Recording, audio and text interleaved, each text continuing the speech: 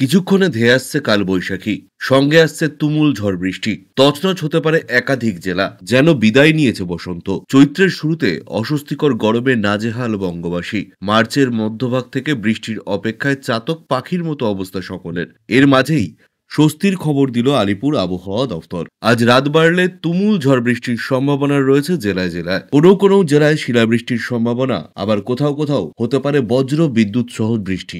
এমনটাই পূর্বাভাস আবহাওয়া দপ্তরের। তবে আবহাওয়া দপ্তর সূত্রে পাওয়া এই পূর্বাভাস অনুযায়ী পশ্চিমবঙ্গ ও বাংলাদেশের কোথায় কোথায় কখন আছড়ে পড়তে চলেছে এই কালবৈশাখীর দাপট, কোথায় কখন চলবে তুমুল ঝড় বৃষ্টি, এই বিষয় নিয়ে কি আপডেট এই মুহূর্তে দিয়েছে আবহাওয়া দপ্তর, জানবেন বিস্তারিত ভিডিওতে।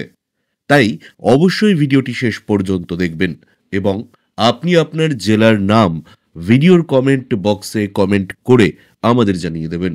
আপনার জেলার নতুন কোনো খবর বেরিয়ে এলে আমরা আপনাকে জানিয়ে দেব। একটা ছোট্ট অনুরোধ আপনার কাছে, ভিডিওটিতে একটি লাইক করবেন এবং আপনি এই চ্যানেলটিতে নতুন হলে চ্যানেলটিকে সাবস্ক্রাইব করে পাশের বেল বাটনটি বাজিয়ে দেবেন পরবর্তী খবরগুলো সবার আগে দেখার জন্য।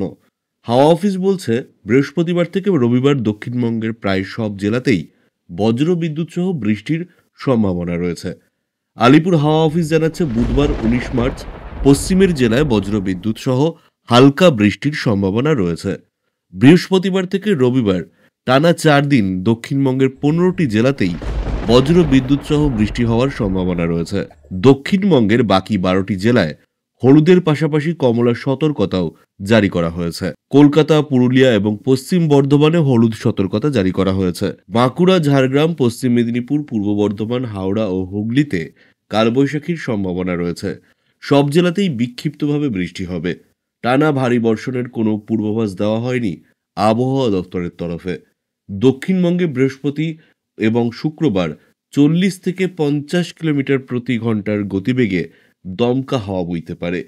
কোনো কোনো জেলায় তা 50 থেকে 60 কিলোমিটার প্রতি ঘন্টার গতিবেগে বইতে পারে।